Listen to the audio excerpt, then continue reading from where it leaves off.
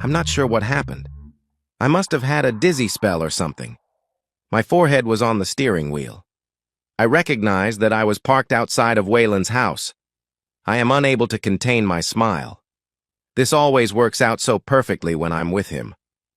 Looking at my watch, I realize I need to get back to the clinic. Try as I might, I couldn't remember if Waylon and I had been together this morning. We must have been. Why else would I be sitting here at this time of day if not? After buckling my seatbelt, I tried to start the car. Nothing. I know cars have wheels and need gas. End of my automotive knowledge. This car has that keyless push-button start, and it did nothing. When I got out of the car, I was confused. Although this car is similar, I don't think this one is mine. But I was sitting in it, and it was right where I usually parked, so it must be mine. If I'd been drinking, I could understand this, but I haven't been. Now, I'm really confused. I don't even recognize this purse. However, when I looked inside, I found and fished my phone out of it. The display looked odd, but it didn't register why. I tried to search for a tow truck, but the phone said, "No signal." I thought I'd try to call Paul, my husband, and ask him what to do. Thwarted again with no signal. My name is Mary Ellen, and my mother has a serious problem with her kidneys. She undergoes hemodialysis, commonly called kidney dialysis. This is a process of purifying the blood of a person whose kidneys are not working normally. I take her to the clinic at 8 a.m. on Tuesday and at the same time on Friday. She stays there until just shy of noon. After I get her home, I run my errands or head out to the stables. While she is situated at the clinic, I make my way over to Waylon's house. I first met Waylon about a month after Mom started her treatments. He is so cute and sexy that I found myself flirting with him. One thing led to another, and we ended up making out in one of the doctor's lounges. I was wiping my chin when we almost got caught. After that, I agreed to meet him at his place. Waylon is about the same size and girth as my husband, but the thrill of doing something illicit makes my excitement so much stronger. I'm back in plenty of time to help Mom get home. I'm helpless to deny Waylon anything he wants. I don't know what hold he has on me. I don't care. I've enjoyed so many massive excitements that I can't wait for the next time Mom has her treatment. Now, when Paul and I have intimacy, it's Waylon that I'm fantasizing about. Waylon is so cute and sexy, and his voice makes me excited. With a car that won't start and a phone with no signal, I walked back to Waylon's front door and rang the doorbell. A man I'd never seen before answered the door. I leapt backwards a little. I thought Waylon and I were alone earlier. "Is Waylon here?" I asked. "Excuse me? Is Waylon here?" I asked again. "There's nobody here by that name. I think you are at the wrong residence." He closed the door in my face. What in the hell is going on? I was just inside this house with Waylon. I rang the doorbell again. I saw the same man peek through the window shade and loudly exclaim, "Go away! You're at the wrong address." In a fog, I walked back to that car. I needed someone to help me. After pondering my situation for a few minutes, I started walking towards the corner store. Just before I went inside, I saw that car driving off. "Hey, that's my car!" That did absolutely no good.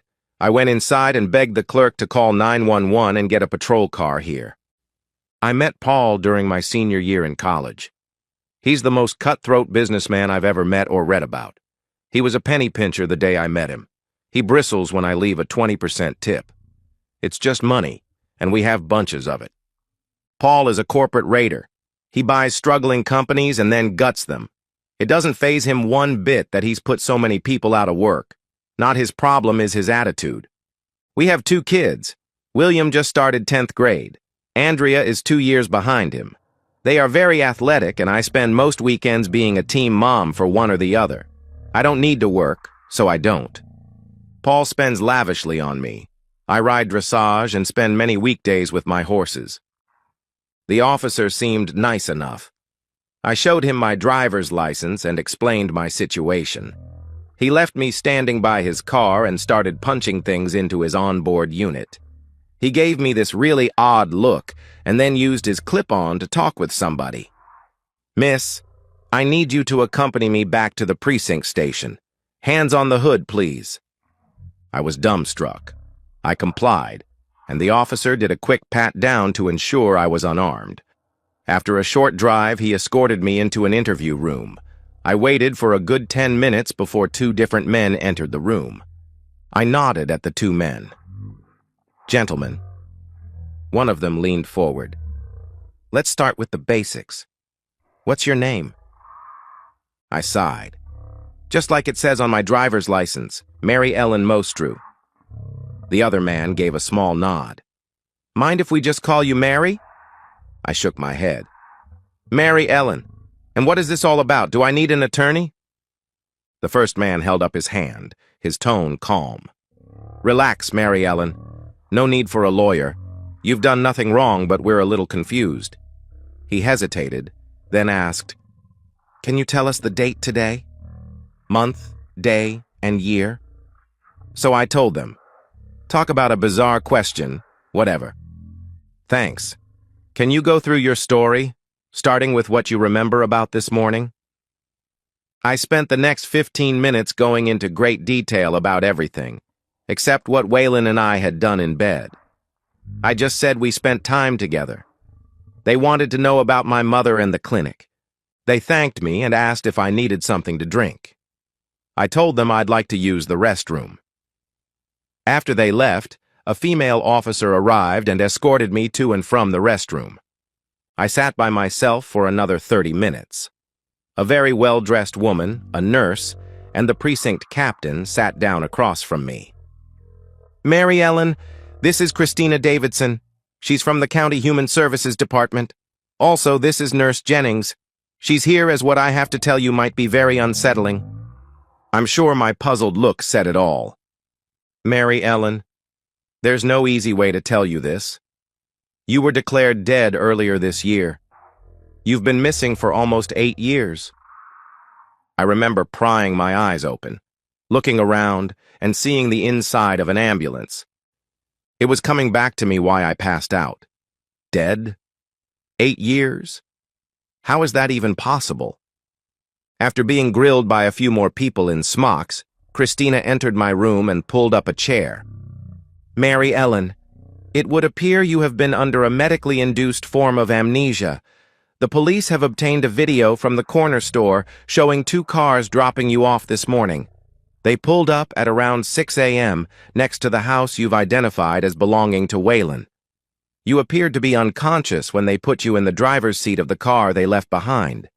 Before they departed, it looks like they administered something via a syringe. Your blood work has alarming levels on many of the tests. You've definitely been sedated recently. We're going to start kidney dialysis today. Can you remember anything before exiting that car?" "No. I'm at a loss at how I could possibly lose 8 years of my life.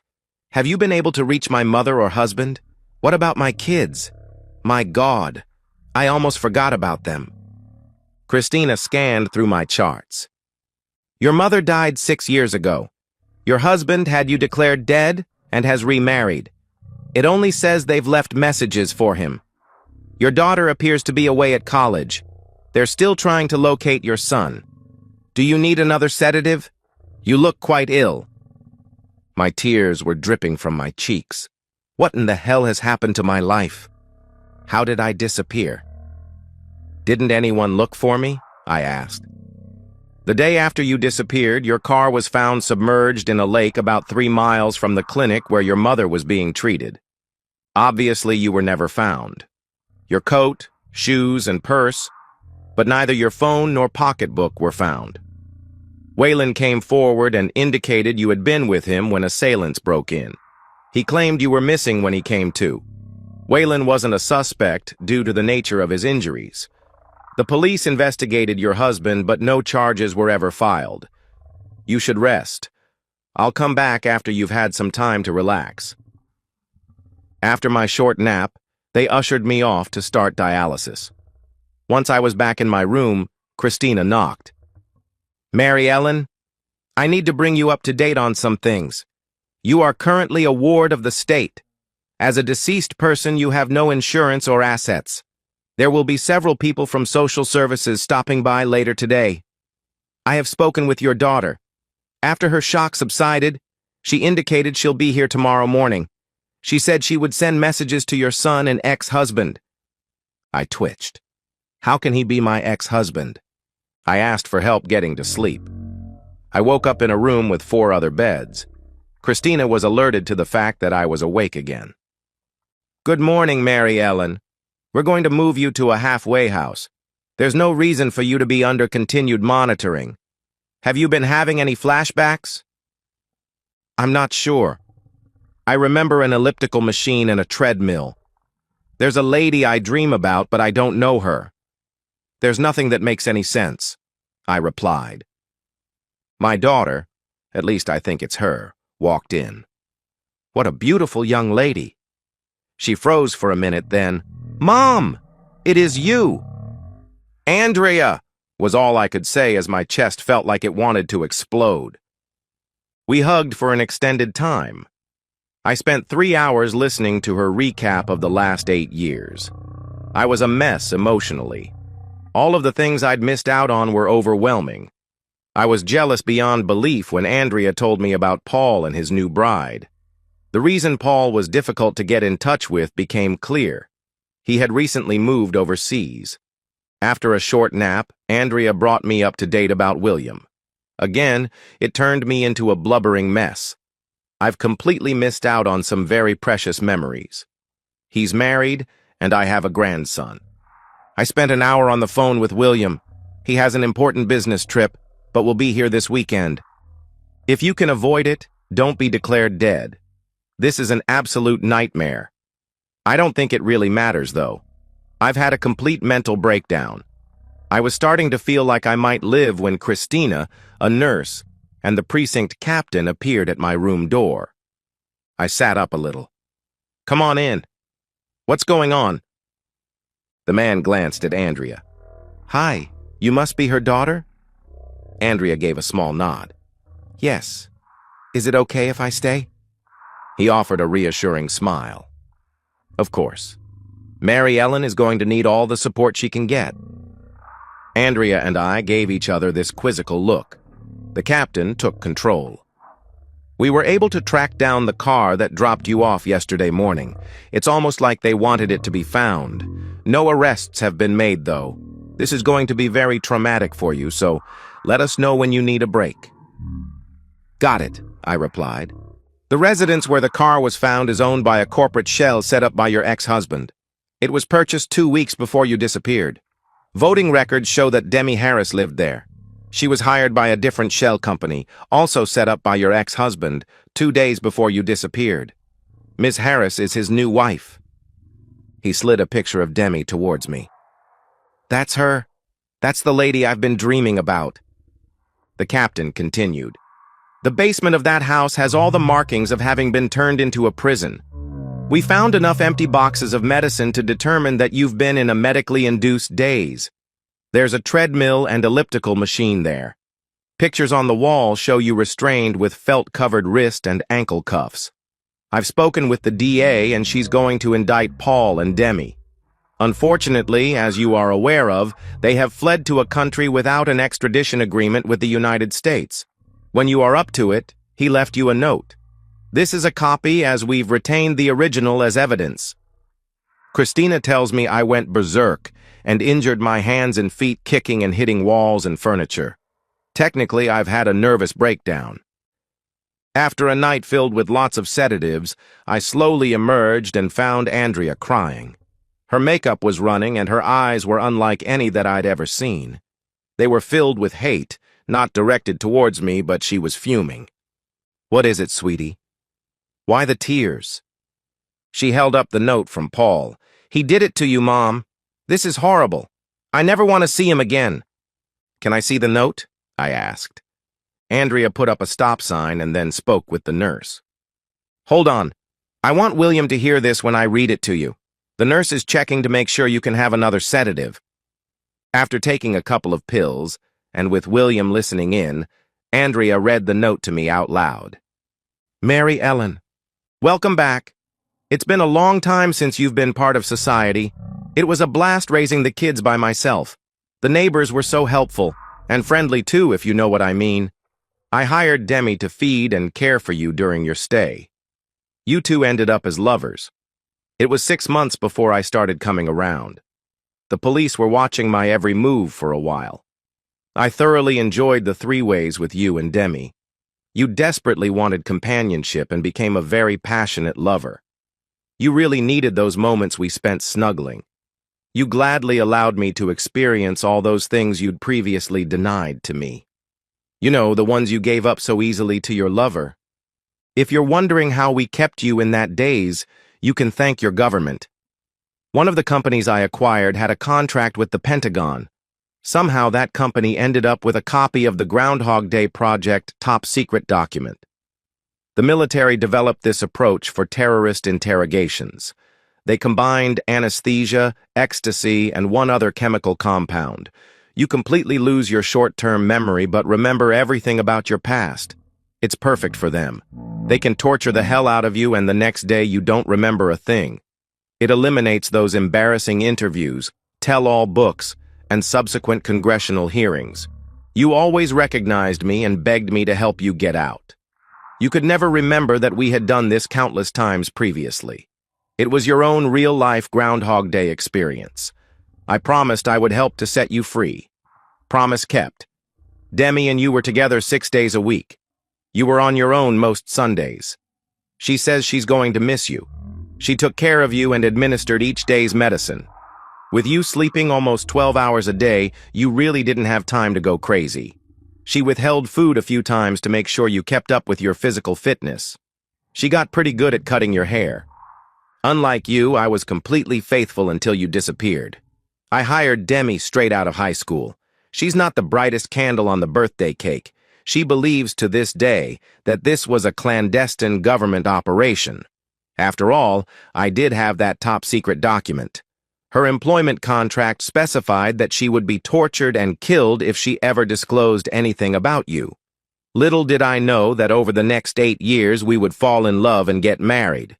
You really became a fan of those paperback romance novels. I think you finished at least one a day. With just recorded music to listen to, it will take you a while to get caught up on all the changes in the world.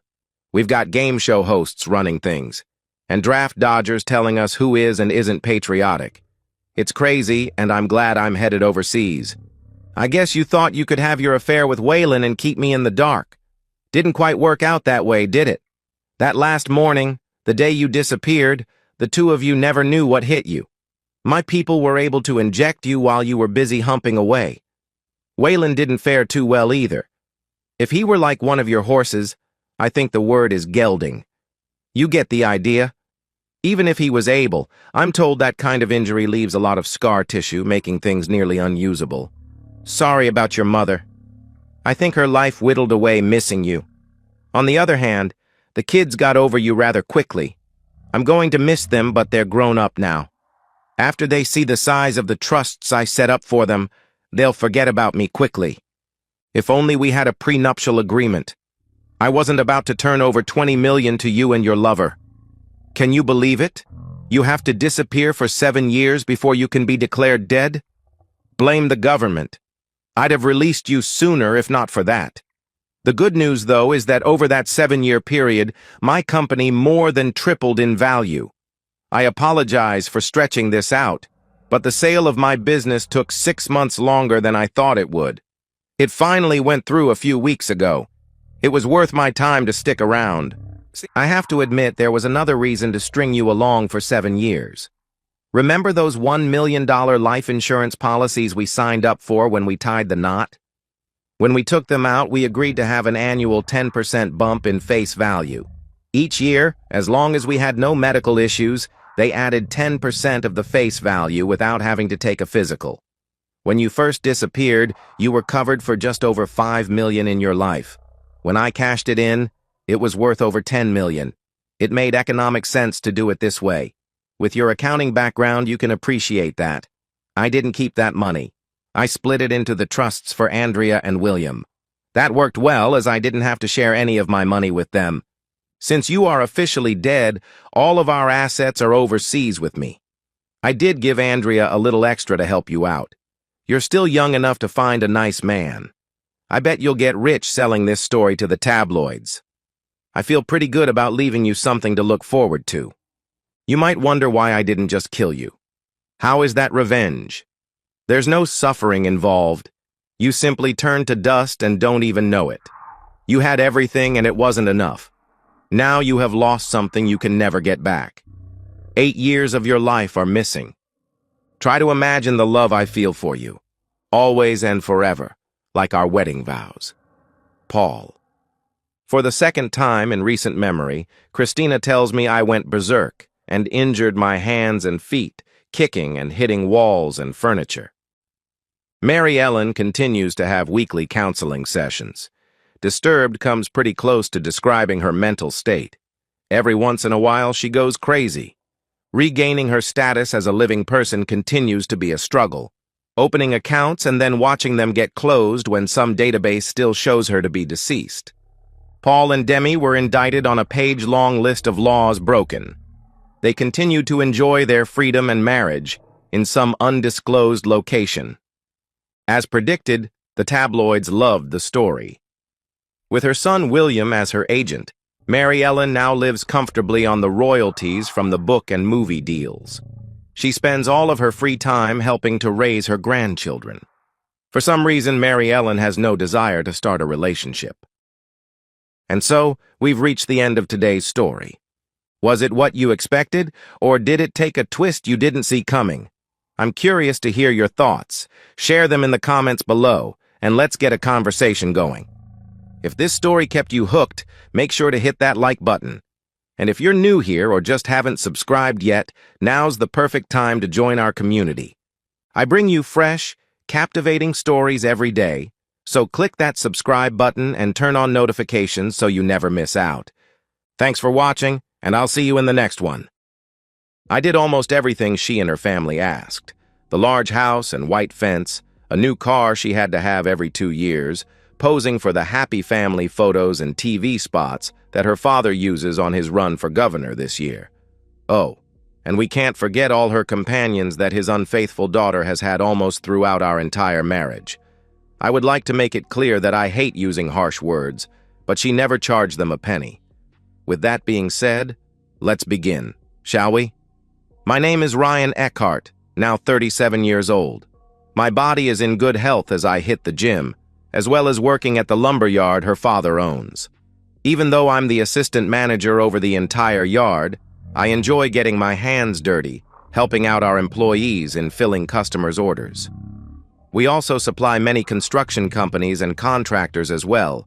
We're a well-known company servicing and shipping to the 5 states surrounding our area. Her name is Catherine Smith.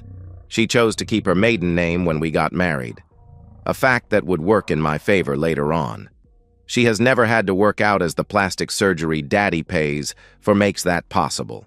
A spoiled little gold digger who has a job in her father's political office that keeps her in the public eye. What I came to find out later is that every time I asked for time off to celebrate anniversaries, birthdays, and such, my boss would call her father to let her know I wasn't at work so she could reschedule the times with her companions accordingly so as not to intrude and embarrass them by catching them in the act. So then, how did I find out, you ask? My sister's husband had his parents coming in for a week's visit with them and their grandkids. Becky stopped by the Hilton downtown to arrange a room for them, as there wasn't a free room at their house. She stopped by on her lunch hour and saw my wife and 2 of her companions walk right past her and get into the elevator. As the door closed, she saw my wife behaving inappropriately with one of them. Becky was confused as it was 2 days before my wife's birthday. But 3 days earlier at their BBQ party, my wife's story was that she had to go out of town the week before and wouldn't return until 2 days after her birthday. While Becky was putting 2 and 2 together after she reserved the room for her husband's parents, she got a cup of coffee and sat down in the lobby to process what she had seen. Just as she was finishing her coffee, the elevator doors opened and out stormed my wife and her friends. My wife was on her phone, Thanks for the heads up, Tim. Give Cheryl my love. Her companions were still acting inappropriately. Look, you guys, the fellow left work early to surprise me before I said I was leaving. We'll have to do this another time when we have eyes on him to be sure. My sister had a feeling who Tim and Cheryl were, as she had met my boss from the lumberyard and his wife when they attended Harold T. Smith's political gatherings. 3 days later, my wife supposedly went out of town. It was a Sunday. Becky called to invite me out for lunch, so we met at a burger joint near her house. I arrived early because I hated being late for anything. Becky came in and I stood and waved so she could see me. "Becky, you're looking good, sis. So what's up with you?" "Ryan, I hope you've been well. Have you ordered yet?" I sensed something was wrong. My sister and I were like twins and not the 3 years apart like we were. I raised an eyebrow. "This isn't a social call, is it?" Beck just looked down at her hands, which were rubbing together. Our waitress came over for our order. "We'll have 2 sodas now. Give us a few minutes for our order, please." I gave her a half-hearted smile. We didn't start talking until after our drinks came and the waitress left us alone. Beck raised her face to mine and asked, "Are you happy with your life, Ryan?" I mean, truly happy? I hadn't been happy for a couple of months, since I began feeling something wasn't quite right. I wasn't going to tell her, though. I guess as happy as the next guy whose wife spends almost all of her time with her father on the campaign trail. I would like to have children at some point in life. Why would you ask me a question like that, Beck? She began crying as she pulled her phone out and slid it over to me. Just hit play. I did, and I froze. She took her phone back and pulled up another video that started just before Tim and Cheryl. She hit play before giving her phone to me again. I thought I didn't have anything to respond with. That's when I noticed water dripping on her phone and realized it was my tears. "Ryan, Mark's outside. He'll drive your car while you ride with me. I'm taking you to our place until you can think straight enough to get through this." She began crying hard. "How could this awful woman do this to you?" I wiped the tears off my face and then smirked as I realized no more were coming. I slowly stood and looked down at Beck, taking my handkerchief out to wipe her tears. "Keep it, Beck. Go with Mark back to your house and enjoy each other and the kids. I know what I want done and must begin seeing to it. Just know that I love you all no matter what happens." I forced a small smile on my face, kissed her cheek, and walked out. I walked over to my car and noticed Mark standing beside it. "There you are!" "Mark, she's not doing well. All she's doing is crying and getting louder about things. I need help getting her out of there. Come on." Mark took off at a run towards the front door of the diner when Beck stepped out. "Mark, where did he go?" He turned his gaze back to my car, and Beck's gaze followed his.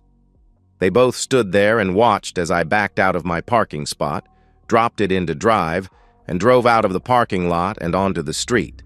I needed to find a place to think, but I realized I couldn't just disappear as Harold and his army of cronies would hunt me down. Where could I go? As you all know, fate sometimes lends a hand to those in need. While I sat in my car outside of a convenience store, a young man who had just robbed the store jumped into the passenger seat and put a gun to my head. "Drive, mother flipper," I remembered thinking, like this was going to make my day any worse. I turned my head to look at him. I had a wild look in my eyes, and his got a little larger when I said, "Yeah, jerk, let's drive," as I dropped the car into reverse and held the gas pedal to the floor. The car shot out backward into the busy street. We were hit first in the rear passenger quarter panel by a concrete truck, which in turn spun us around like a top into the other 2 lanes of traffic, getting hit multiple times as a result.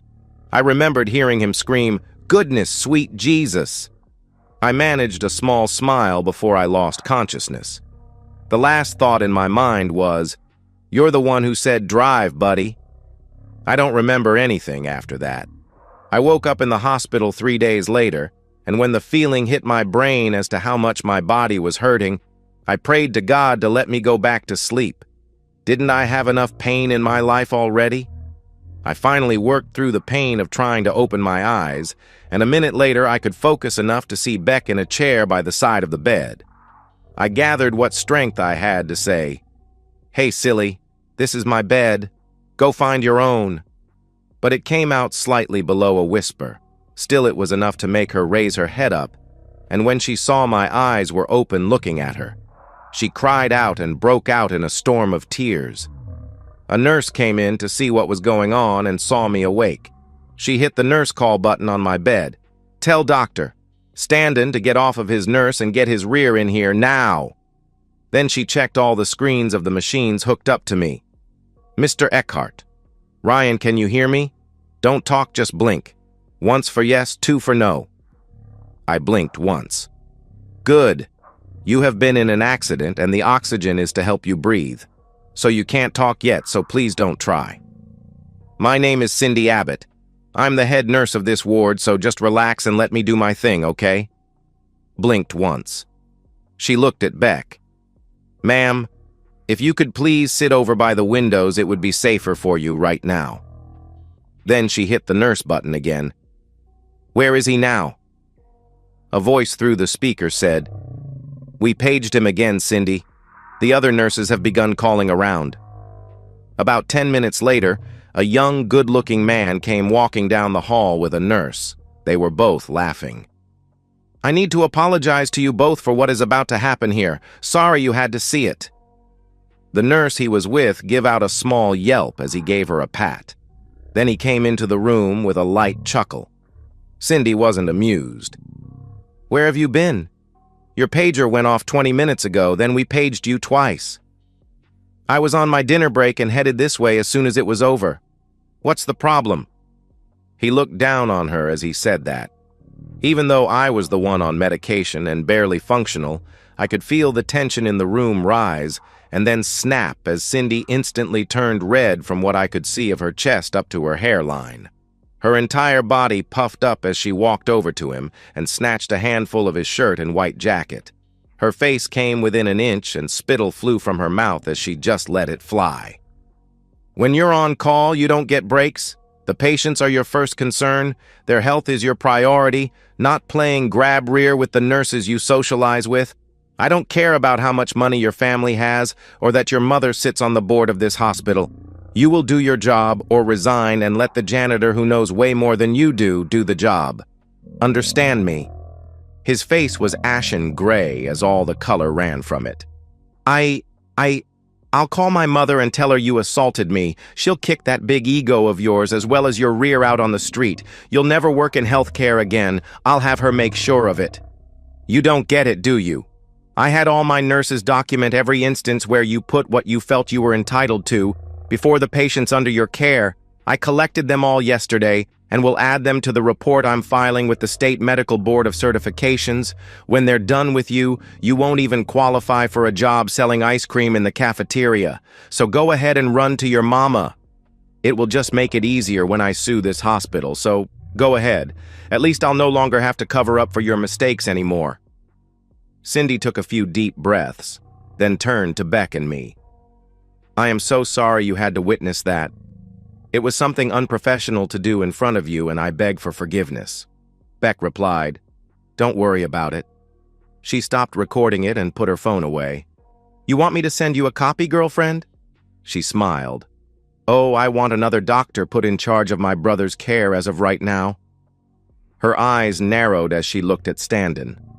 "I'll sign whatever I have to. Just show me where Cindy." I thought he was going to cry as he ran out of my room. Then a voice came from the speaker at my bedside. "Got the audio recorded as well, Cindy." I didn't mean to eavesdrop, but he had it coming. "I'll make you a copy as well." Then the voice got a little lower. "Damn, my girl laid him out, right? Gimme 5. We heard the first hand slap before the speaker went silent. I'm glad Cindy took the tube out of my mouth before all that happened. It made me more comfortable to enjoy the show. I looked at Beck. "Get Billy, my next-door neighbor's kid, and bring him up here now, if you would please. I've waited long enough, and tell Mark I'm sorry for lying to him." 2 hours later, Billy, my neighbor's son, walked into my room. Beck went to the cafeteria for some coffee and left us alone. "Hey, Billy. How's it going?" I whispered. "Damn, Mr. Eckhart, you're all over the papers and the news. Did they tell you that the guy who tried to use you in your car was wanted for 3 murders and a crime? Lucky you weren't number 4. He grinned. Billy and I became friends when he saw me trying to install my TV dish on my roof. He saw I was having trouble and offered to help. We wound up wiring everything from the dish to hooking up to the flat screen and the surround system. Afterward, Billy and I were sitting at our dining room table. I offered him a soda and gave him $100 for the help. He told me that he had been saving up for a new computer and now only needed $30 more. He happily put the money in his pocket. I pulled $40 from my wallet, then slid it over to him, and jokingly said that if he figured out how to unlock all the channels on the box put me at the top of the list. He asked if I could give him a ride to the computer store 15 minutes away. I didn't have anything else to do, so off we went. He got the new computer, and when we got back, he asked me for the access code to my Wi-Fi system. I gave it to him, and he said he would call me later on that evening, and true to his word, he called 3 hours later. He told me to check my dish system. Lo and behold, I had access to every channel they offered. I thanked him again, then grabbed a soda and sat back to see what was on the TV. "Billy, are you still able to access my house remotely?" I asked him as he sat down. "Sure. What happened? They add more pay-per-view channels?" A small smile was on his face. "No. I want you to record everything on my home surveillance system, and don't tell anyone you're doing it, and keep doing it until I say otherwise, all right?" He gave me a funny look. "Does this have anything to do with all the guys going inside and then coming out the next morning or so?" I nodded. "Of course, I'll pay you for your time. I can't right now, but you know I'm good for it." He looked me in the eye. "Mr. Eckhart, you're the only one who treats me like a regular person and a friend. Everyone in the neighborhood and at school treats me like a nerd with the plague who is only worth talking to when they need something. Keep your money. It's what friends do for one another." I almost teared up. I'm an adult and get treated almost the same way, yet here was a 17-year-old kid who treated me like a fellow human being without wanting anything in return. "Just don't let anybody catch you doing it, all right, Bill?" "Not a problem, Ryan." He gave me a wink. Beck came back right then. "I brought you a soda, Billy." She handed it to him. "So did you guys have your man talk?" She walked around to the other side of my bed, opened another soda, and put one of her kids' long straws in it. "Ice chips only get you so far. I had kids, I know." Then there was a commotion and loud talking out in the hall. I saw some flashes going off. "Beck, could you take Bill here home now? I believe it's going to get a little uncomfortable in here soon." She looked out into the hall and nodded.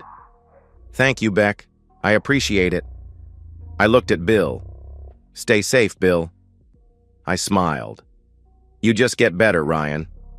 He nodded his head, and then they left, walking away from the commotion that was growing louder.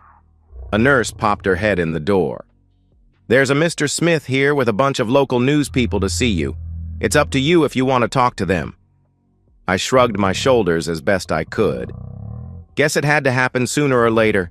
Let Harold in, but only with his private photographer. I'm not up for an army just yet." She nodded her head and was about to leave. "Nurse?" She came back in. "Yes, Mr. Eckhart?" She smiled. "Is there a CCTV that can record the things said and done in this room?" I asked. "Yes, there is, Mr. Eckhart. Why do you ask?" she said in a low voice. "Could you make sure it's recording now and up to after they all leave?" I sighed. "It would be my pleasure, Ryan." Then she left the room to convey my wishes. I sat back and took a couple of deep breaths, getting ready to weather the storm outside in the hall. About 10 minutes later, Harold and another man came into the room. "Well done, son. You brought that murderer to justice. I'm proud of you." As he placed a hand on my shoulder, then smiled for the camera. "I'll just bet you are." I did my own pose for the next camera shot. Harold's eyebrow lifted a little bit with that one. "So, how are they treating you, my boy?" He didn't miss a beat, a true politician if ever there was one. "I spoke to your doctor and he assures me you'll be out of here soon. We need more people in this state who aren't afraid to stand up to the crime in our streets." I looked down at the recorder running on the rectangular plastic table they give you so you can have a hard surface to eat or write on. "I have 3 questions for you, Harold. Go ahead, ask away, and I'll give you the honest truth." The look he had in his eyes was not as commanding as when he first came in. "First off, I'm not your boy." He backed up a little with that. "Then the second question is, which doctor are you talking about? The clown I had when I first got to my room has been put on administrative leave for gross negligent conduct, and they have yet to give me another doctor as of this moment. My third question is, why hasn't my wife, your daughter, hasn't been up here to see me or even call to ask how I was? I've been here just over 2 weeks already. Doesn't it seem strange to you because it sure as hell does to me, being her husband and all? I'll bet she's really out there." I paused to let a few coughs out. "Campaigning for you, but you're here and I don't see her. Why is that, you think? Could she be at your office laying down the talking points of your next public rally that she's become too busy for her own husband?" I shook my head, then looked him dead in the eye. "I thought that honoring family was the cornerstone of your campaign. Damn, I must have misunderstood you when I stood next to you on the podium at your rallies. Perhaps you could set me straight on that?" I raised both my eyebrows while giving him a little smile as I awaited his response. His face was just about lobster red right then, and in a tight voice he said, "I'm not sure. Campaigning is very hard. I'll have to look into that." Oh, if looks could kill. I had to turn his screw one more time to get him where I needed him to be. You know, she could be at home washing the sheets on our bed trying to get them clean for when I'm finally able to return home. What do you think? Is that what she's doing? I guess I could spend some time in a room at the Hilton downtown while she tries to get all those nasty stains out. Harold fumed as he turned and walked towards the door. When he laid his hand on the knob, I used my most politest voice possible. "Does this mean no comment, or that our interview is over? I'm so confused now, days after the accident." His photographer stared at Harold's back during all of this and never noticed I had slipped the tape out of his recorder and put it back on the table.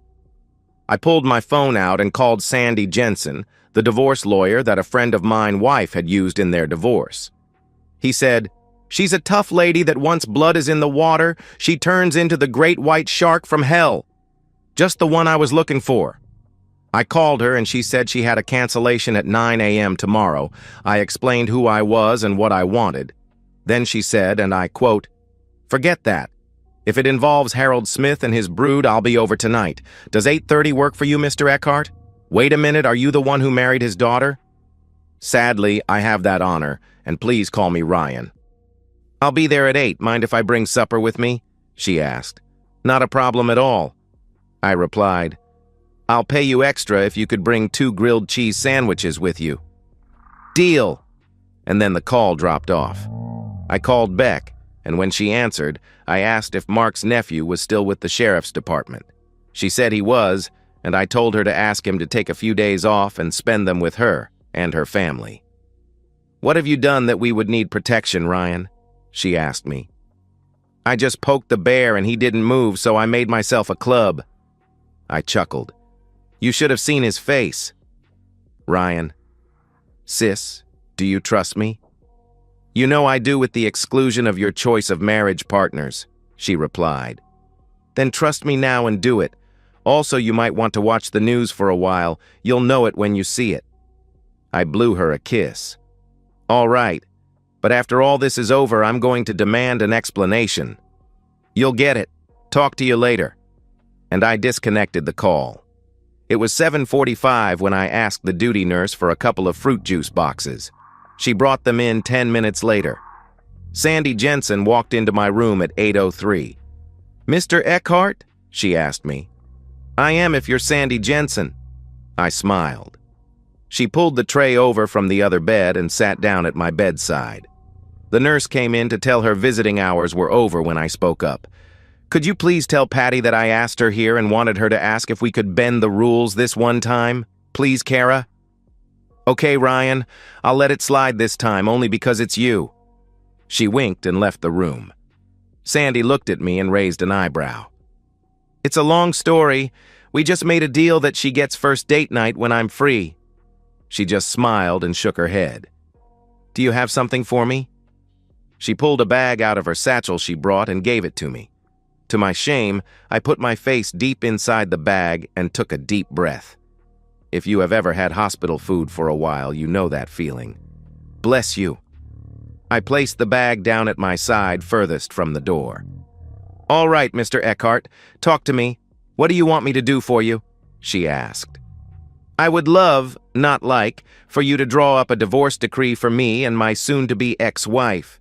Then I want you to draw up papers for my father-in-law, Harold Smith, his wife, Margaret Smith, my boss, Tim Shepard, and his wife, Cheryl Shepard. They manage a lumber yard owned by Harold Smith, for alienation of affection. I figure it will cost me a pretty penny, but I don't give a hoot. The server will only have to take pictures of Tim and Cheryl because I want my wife and her family served on the podium at their upcoming campaign rally. It's going to be broadcast statewide, and that should cover it. Sandy spit up a bit of her drink, but caught it with her napkin. You play nasty, and I like it. 6 years ago, Smith was mayor and did a land deal under the table for his frat brothers to get rich on.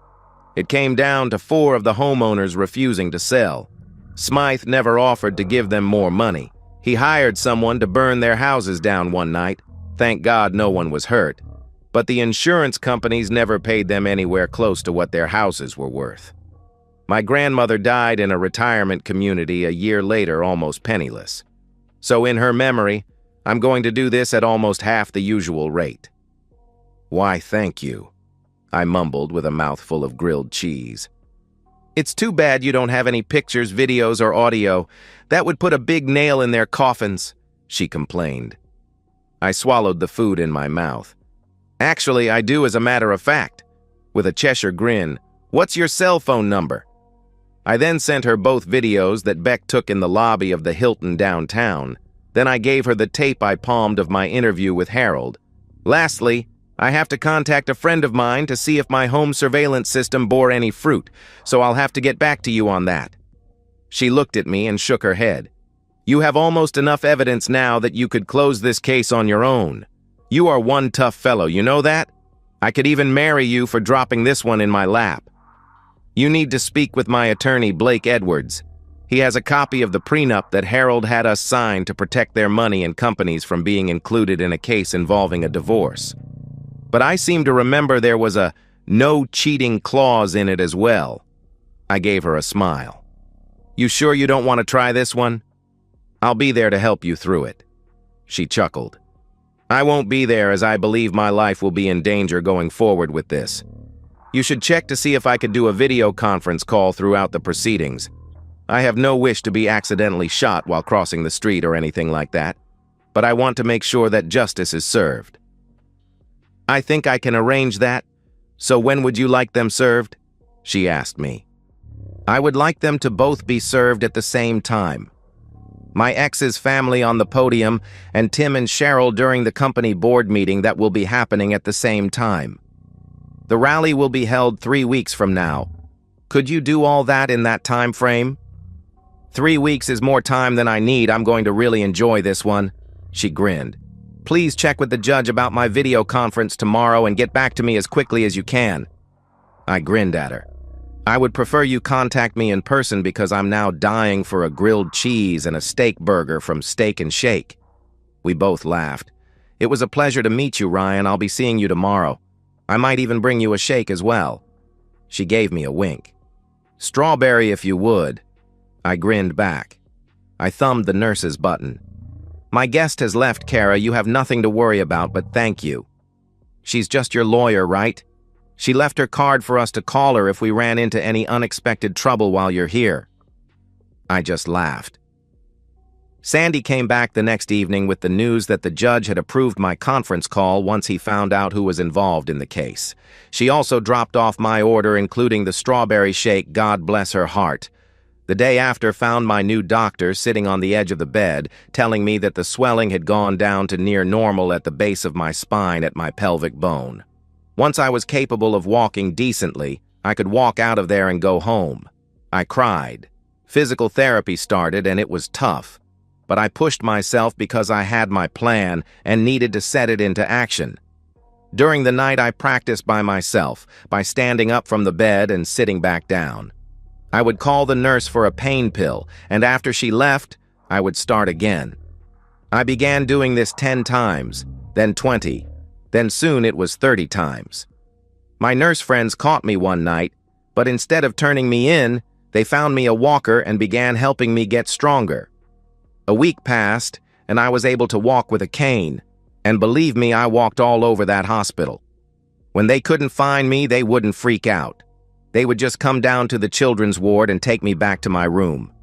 You see, I loved children, though I thought I would never have any of my own. Finally, they told me that I was good enough to walk out of the hospital. Remember Kara? It seemed she wanted more from me than just a date, so I moved in with her at her townhouse. She kept working at the hospital and I worked on my plan. Bill had gotten me more than enough proof that my wife's legs worked like a revolving door than I could have ever hoped for. He even had a clip of my wife and her father arguing about her not going to see me to keep up appearances. She then screamed at Harold that if he didn't have the courage to make me go away, she would make one of her friends do it, and it would be a permanent solution. The next morning, I couldn't wait any longer. I called my nurse friends to have them add more security guards for them in case some bad things started happening. Then I had Bill give me the password to everything he had in the cloud, as well as access to the live feed at the house. I told him to keep his head down and his eyes open. Then I grabbed a few sodas and put them into a cooler on the floor next to the new laptop I had bought, along with 2 burner phones. I picked up the first one and called good old Harold. Hello? Hey, Harry. How's it hanging? He hated the name Harry. Ryan? You aren't still at the hospital, he mumbled. You're getting slow, dude. But you think you are a politician, so I guess it goes with the job, eh? I queued up the spot where my wife was arguing with him, then I let it play out. I just called to give you the number of my Swiss account so you can send me $5 million, jerk. Where are you? I sure as hell not going to give you any money, jerk, he yelled. Down, Harry, down, boy. Let me play you my next call to the FBI. I put the phone close to a speaker and hit play. Everything played out and each word came in crystal clear. Still with me, Harry, old boy? I didn't like the way you said that, so the price went up to $10 million. Shall I go higher or just make that call? You and your daughter really stepped into a pile of trouble this time. Don't you think so? You jerk! I'll get you! He yelled. Sorry you feel that way, buddy, but if there's a troublemaker in the pile, it would be your wife. Say hello to the FBI when they get there because I've so much more than your little chat with your daughter. I think I'll just give them all of it. And I hung up. I called back 45 minutes later. He answered on the first ring. Thinking any clearer now, buddy? I heard some breathing on the line. Is that your daughter I hear? Have her be quiet so we can hear each other talk, okay? Forget you, buddy. I should have handled you like I wanted to in the first place. Then we'd be set in the governor's mansion and you'd be gone. So testy, aren't you, lady? Least your father knows I'd be recording this call, so be quiet. It will cut down on the echo I'm hearing so I can hear Harry talk. And Harry? The price went up to $20 million since your daughter can't be quiet for even a minute. Sorry, guys. I have a call I have to take. Then I hung up again. I had already Googled to see who the top man in the FBI was for political corruption. I finished my soda, took 2 ibuprofen, and opened another soda. I called them again. They picked up right away. I gotta hand it to you, Harry. I don't know what you did to upset Agent Bellsworth so bad, but he really wants your posterior. I have him on hold on the other line, Harry. What should I tell him? Then I played a short segment of his wife calling her friends to extort money for his campaign. It's your call, old boy. What do I tell him? I'll catch up with you one day, Ryan. It's going to take a week for you to be sorry. Blah, blah, blah. He's waiting, I said. Give me the account number, fellow. I gave him the routing and account numbers. You got 15 minutes to make the transfer or I call him back. Then hung up again. He made it with 3 minutes to spare. Then it was time to call Timmy and Cheryl. Timmy, you old fellow, what have you been up to? Hopefully more than running the slush fund for Harry's money. I'm going to make you a one-time deal. If I hang up before it happens, you both will be having the FBI visiting the office as well as your home to take a peek into your walk-in safe you got there. Don't try to tip anyone off or call anyone because I've tapped all of the phone lines at the power station out front, and if my friend there sees his little meter registering a Wi-Fi call, it's all over as well. Do I have your attention? What do you want with us, Ryan? We haven't done anything to you, he replied. Nothing but kept your nose up my rear and call Harry or my ex-wifey whenever I was gone longer than I should have been, right? I was enjoying this. We had no other choice. You know what Harold would have done to us. He even sounded sorry just a bit. Well, the FBI is going to call me back in 20 minutes. If you and Cheryl don't wire $25 million from the slush fund to my Swiss account before then, well, I guess I'll just have to tell them everything I know. I hope you enjoy the rest of your lives being members of Club Fed. I'll be watching the account, and then I gave them the routing and account numbers. Remember, 20 minutes or all you'll see of your kids will be pictures that their adopted parents send you in prison. You know what? Make it $30 million. I hate having to listen to whiners. Then hung up. While I was waiting, I moved Harry's transfer to another account I had set up. You never can trust thieves, am I right? I didn't see the transfer, so I used the same trick I used on Harry.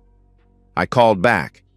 The FBI called me back earlier than I expected. I got them on hold on the other line. So what do I tell them, Timmy? It's your call. I'm going to call him right after we do this to let him know. Your life won't be worth anything after this, Ryan, he hissed. Blah, blah, blah. I'm not worried about him or you. Get that transfer done now. I'm getting tired of listening to your nonsense. I saw the transfer arrive in the account. There you go, Timmy. You won't have to worry about me again. Give my best to Cheryl and the kids. Then I hung up and moved the $30 million into the second account with the $20 million. I was hungry, so I ordered a large sausage and pepperoni pizza with extra sauce and extra cheese. Should be here in about 20 minutes. Who knew making $50 million would be so taxing on someone? After the pizza had arrived, I finished my soda and had another one with a slice of pizza to celebrate my good fortune. Then I put the next step of my plan in motion. I called Bill on his new phone and asked him if he had caught the account and routing numbers for the original accounts they both used to wire me their money. Like there was any doubt, Ryan. Just say when, and then in a couple of years I'll fly out to visit you guys. I had a blast working with you. Don't forget your new papers are in locker number 2714 at the airport, along with the disguises for the both of you. I'll miss you too. I nodded my head. We'll miss you too. Enjoy your vacation, my friend. Now drain the accounts and keep $50 million for your trouble, then put the rest in the first account. I'll transfer it over later on. It only took 10 minutes and it was done. $250 million. Then we ended the call. When Kara got home after work, I gave her a hug and a very passionate kiss. Did you say goodbye to everyone? She nodded and looked at me with her teary eyes. I'm going to miss all of them, baby. Not to worry, sweetness. When the time is right, we'll put them all on a cruise ship so they can enjoy being with us again. I kissed her tears away. Then I called Sandy to make sure everything was still a go. Yes, Ryan, everything is ready to go.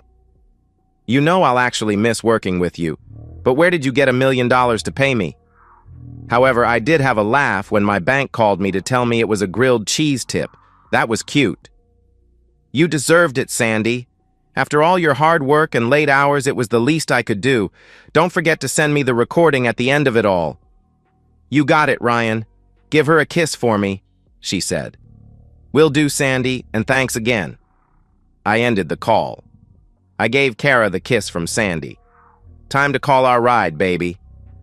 Kara picked up her phone to make the Uber call. I stepped into the next room to make my last call. When the operator said, "You have reached the main office of the FBI. How may I direct your call?" Agent Bellsworth, please. One moment and I'll connect you. I watched the world news from Portugal. I laughed the entire time as they showed the young blonde with a t-shirt saying, "Save the planet," on the podium handing out those manila envelopes. She smiled all the time. Then when she was done, she smiled at the camera and held her hand up showing the peace sign. "Peace out, everybody." Then she walked off the podium. We had hung white sheets in a three-sided position for background in the basement of our new house. I sat looking at a camera that the police provided as well as the monitor sitting next to it. An officer sat behind it all to make it legal. For once, I didn't have to stand when I heard the bailiff say, "All rise, the court is now in session, the Honorable Yuga Mackenzie presiding." I answered the questions the judge and both attorneys asked me. Then I was a free man. Then suddenly it sounded like all hell was breaking loose in the courtroom. The policeman had already disconnected the camera, but the monitor was still connected, but showing a picture on its side lying on the floor. All three of us were watching it getting more confused until someone cut it off. Then my phone rang 15 minutes later. It showed I had a text and an email from Sandy. Her text read, "Don't ask, just put it on your TV." I looked at my fiancé, then cast it onto the flat-screen TV. The screen erupted in what looked like a free-for-all inside the courtroom. We watched as a man approached Harold. "Mr. Smith, I'm Agent Bellsworth with the FBI. Both you and your entire family are under arrest on federal charges of..." Harold pulled his hands back and pushed the agent away. Then another agent shot him with a taser. They handcuffed him while he was flopping around on the floor. Catherine, my now ex-wife, rushed the agents who had tased and cuffed Harold and was pepper-sprayed by a female officer close by. She cuffed her while eyes filled with tears as a result of being sprayed. Harold's wife stood up and tried to escape the courtroom in the ensuing crowd, but was met by three large agents. She just raised her head up and extended her hands as they cuffed her as well. Judge Mackenzie was banging his gavel till it broke. You could still hear him say, "Order! I am a federal magistrate and I will have order. The case of the Smith family versus the state will continue as soon as they recover and their counsel have arrived." They stood Harold up and had flushed my ex's eyes with enough water to stop the burning. Then Sandy walked over to the two of them. "Catherine, Ryan wants me to say, 'Now we're even, miss.'" Then she turned to Harold. "Hey, fellow. On behalf of Reba Carlson, I want to ask you, how does it feel now that karma has come to town?" Then she turned around to the camera and posed for a self-picture with all of them. Then she walked over to the camera. "So, tell me, Ryan, was it as good for you as it was for me?" She gave the lens a kiss. Then the camera spun around to show Bill. "Hope I didn't jerk the camera around too much for you. You two take care now." And then the video ended. I looked at Kara and we both broke out laughing. The cop looked at us. "Damn, they sure got some crazy ones over there." I tried to stop laughing and wiped away the tears running down my face. "Yes, they do. It's just that some are more than others." Kara gave me a kiss on my cheek.